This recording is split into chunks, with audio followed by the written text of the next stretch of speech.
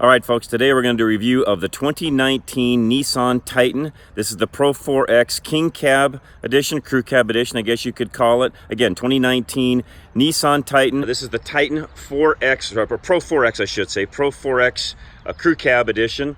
And as I take a walk around the vehicle, good styling. They've done a nice job on this.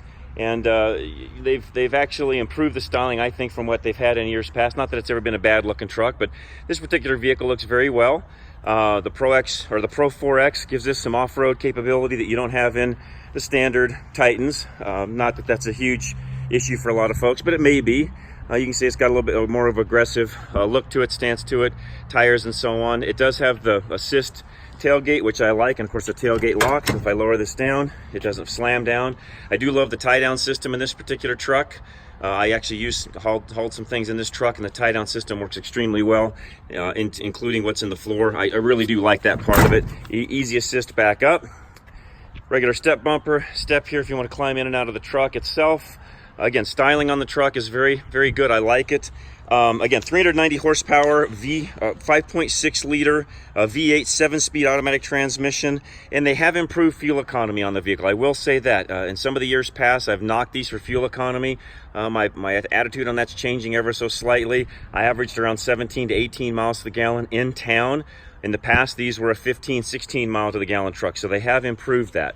As we get into the interior, I do like the way they've done the back seats, where you can actually, fold down the flat cargo compartment, which the cargo platform, which I really do like.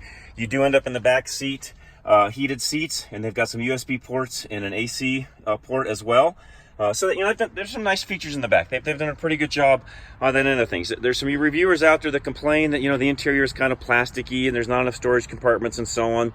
It's one of those things where you have to climb in it and you determine for yourself. You're buying a truck, you're not buying a Cadillac, although anymore, a lot of people buying trucks are looking for that high-end finish on the inside. I will say, I've done a nice job on the padded dash, upgraded infotainment system for 2019, Apple CarPlay, Android Auto.